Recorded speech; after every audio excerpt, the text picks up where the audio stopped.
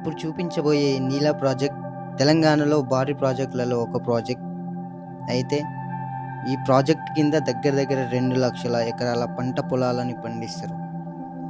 Welcome to తల్లి Telangana series day 6 Nizamabad district.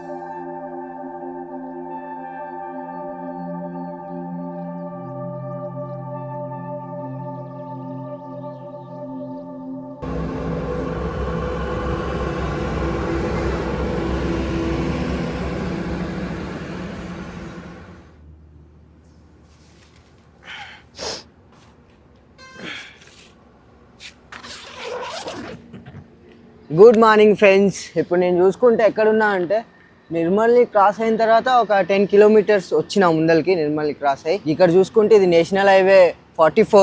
దీని పక్కనే ఇక్కడ షట్టర్స్ ఉండే కింద స్లాబ్ షట్టర్స్. సో ఈ షట్టర్ల పైన నిన్న నైట్ టెంట్ వేసుకొని ఇక్కడ పడుకున్నా. ఇక చెప్పాలంటే ఈ ప్లేస్ నాకు బాగా నచ్చింది, ఎందుకంటే గాడ టెంట్ వేసుకొని ఇట్లా లేచి గీడికి వచ్చిన తర్వాత ఇక్కడ చూస్తే నా ముందర మొత్తం పంట పొలాలే, మొత్తం పంట పొలాలు, మొత్తం గ్రీన్ కలర్. ఎక్కడ చూసినా గ్రీన్ అంటే గ్రీన్, ప్యూర్ గ్రీన్ ఉంది. అన్ని పంటలు ఉన్నాయి ఇక్కడ, ఫుల్ పంటలు, ఫుల్ నీళ్ళు, ఫుల్. ఈ నిర్మల్ డిస్టిక్లో ఎక్కడ చూసినా చిన్న చిన్న విలేజ్లలో కుంటలు, చెరువులు, ఎంత వాటర్ ఉన్నాయంటే అబ్బా బాబా, నీళ్ళ కరువు లేదు ఈ డిస్టిక్లో.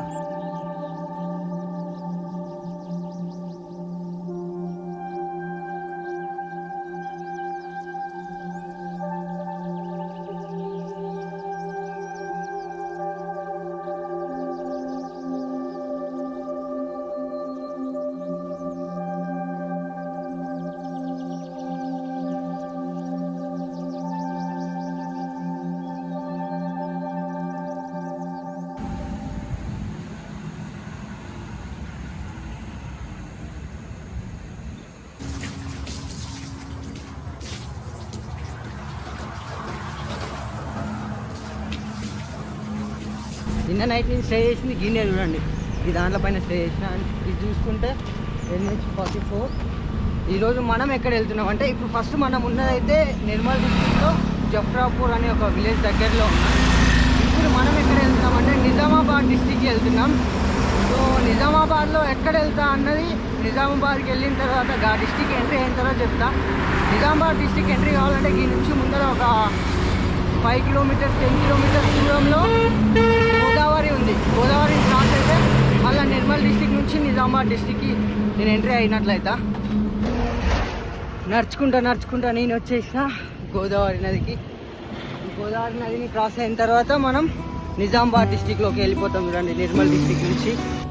అండ్ ఈ గోదావరి నది మధ్యన ఒక బోర్డు ఉంటుంది, ఏమని ఉంటుంది అంటే welcome to Nizamabad district, thanks to Nirmal district. So నేను ఈ స్టెప్ యూతలేస్తే నిజామాబాద్, ఇది వచ్చేసి నిర్మల్. చూడండి, వెల్కమ్ టు నిజామాబాద్ డిస్టిక్.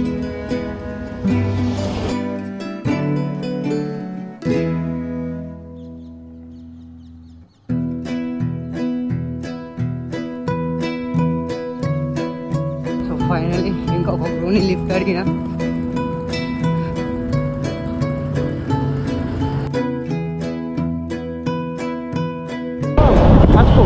పసుపు వరి ఉన్నది, మళ్ళీ మొక్కజొన్న కూడా ఉన్నది. పసుపు, సజ్జలు సజ్జలు తెలుసు అన్న. జొన్నలు తెలుసు, జొన్నలు మా సైడ్ మస్తు ఉంటుంది. అవునవును, పసుపు ఉన్నది, పసుపు మధ్యన మళ్ళీ మొక్క ఉన్నది. అవును, అక్కడ కోస్తున్నారు ఇప్పుడు మంచిర్యాల సైడ్ మెల్లమెల్లగా. అవును, అక్కడ ఇంత పచ్చగా అనిపించదు.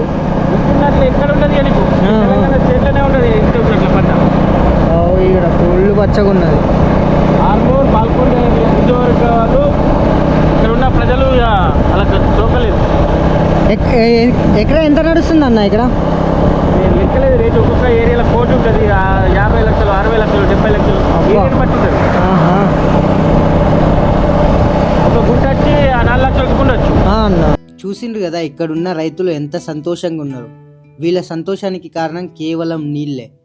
సో వీళ్ళకి నీళ్ళు ఎక్కడి నుంచి వస్తున్నాయని తెలుసుకోవడానికి నేను వెళ్తున్నా నిజామాబాద్లోని ప్రాజెక్ట్కి.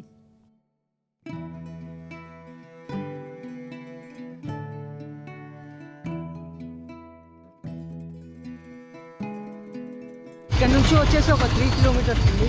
సో నాకు తెలిసి ఇక్కడ లిఫ్ట్ దొరుకుతుంది అనుకుంటాను. 3 కిలోమీటర్స్ ఆటోలోనే వెళ్ళాలి నేను. అడుగుతా ప్రాజెక్ట్ జానా ఎంత 40 రూపీస్ చూడండి ఇక్కడ నుంచి హైవే నుంచి.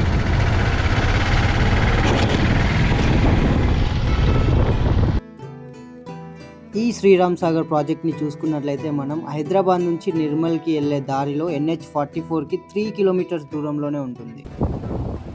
Welcome to Pochampad project. Welcome.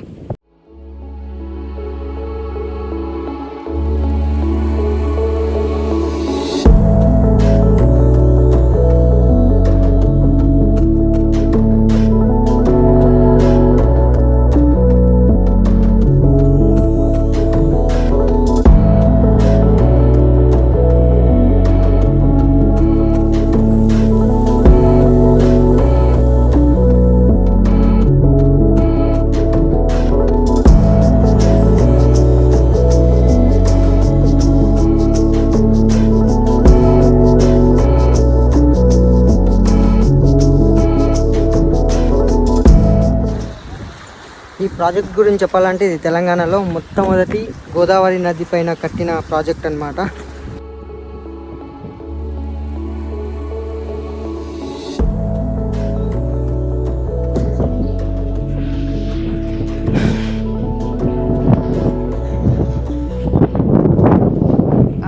ఎట్లుంది ఫ్రెండ్స్, వ్యూ చూడనీకి చాలా బాగుంది కదా. కానీ మనం ఇట్లా చూడనీకే ఇది కట్టడానికి దగ్గర దగ్గర ఒక 23 సంవత్సరాలు అయింది.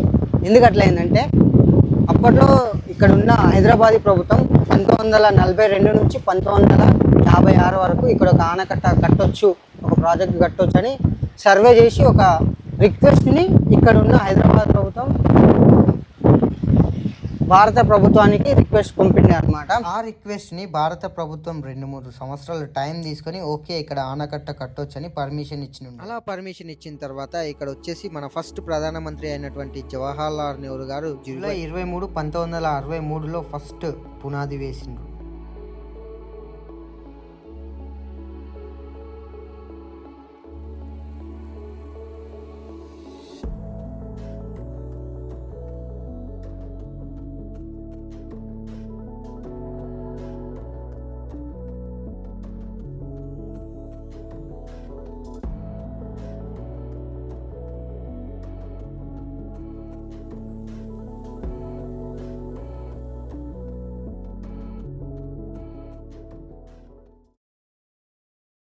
ఫస్ట్ చూసుకున్నట్లయితే ఈ శ్రీరామ్ సాగర్కి ఫస్ట్ పేరు వచ్చేసి పోచంపాడు. ఎందుకంటే ఇక్కడ పోచంపాడు అనే విలేజ్ దగ్గరే ఈ ప్రాజెక్ట్ని కట్టినారు కాబట్టి పోచంపాడు అని ఉండే. కానీ తర్వాత దీన్ని శ్రీరామ్ సాగర్ అని నామకరణం చేసిండ్రు. ఈ ప్రాజెక్టులోని నీళ్ళని ఉపయోగించి ఆదిలాబాద్, నిర్మల్, కరీంనగర్, వరంగల్ వీళ్ళందరూ పంటలు పండించేది ఈ ప్రాజెక్టులోని నీళ్ళ నుంచే. చూడండి దగ్గర 2 లక్షల ఎకరాల పంట పొలాన్ని పండిస్తారు. 2 లక్షల ఎకరాలు అంటే మామూలు విషయం కాదు, చాలా పెద్ద మొత్తంలోని పంట పొలాల సంఖ్య అది. మళ్ళీ ఇంకొకటి చూసుకున్నట్లయితే ఇక్కడ జల విద్యుత్ ప్లాంట్ అంటే కరెంటు కూడా తయారవుతుంది. ఒక్కొక్క మోటార్ ఇక్కడ వచ్చేసి 9 మెగావాట్స్ సామర్థ్యంతో 4 టర్బైన్లు 36 మెగావాట్స్ని ఉత్పత్తి చేస్తారు. చూడండి ఇక్కడ మీరంతా అనుకోవచ్చు రగరగ రగిలే నిజామాబాద్ని ఇంత చిన్నగా ఎందుకు ఎక్స్ప్లోర్ చేసినావు, ఇంకా మస్తు ప్లేస్లు ఉన్నాయి కదా అవి ఎక్స్ప్లోర్ చేయొచ్చని. నేను ఒకటే చెప్తా అన్నా, దేశానికి రైతు వెన్నెముక్క, రైతుకు వెన్నెముక్క మరి నీరు. సో వాళ్ళంతా హ్యాపీగా ఉన్నారంటే ఈ నీళ్ళే కాబట్టి నేను పక్కా ఈ నీళ్ళని చూపించాలని ఈ ప్లేస్కి వచ్చిన అన్న.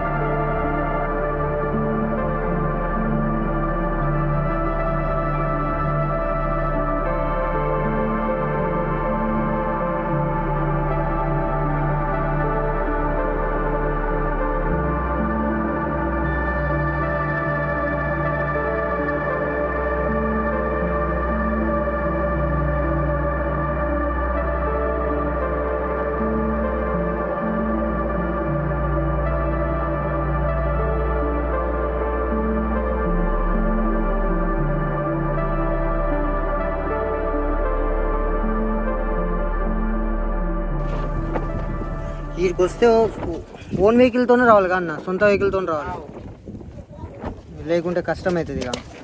పైనకి రానికి కష్టం, రానికి అయితే వస్తాం ఈజీగా, ఆటోలు ఉంటాయి కానీ పోనీకి అయితే కష్టం అవుతుంది. స్టే చేస్తాం తెలియదు అన్న.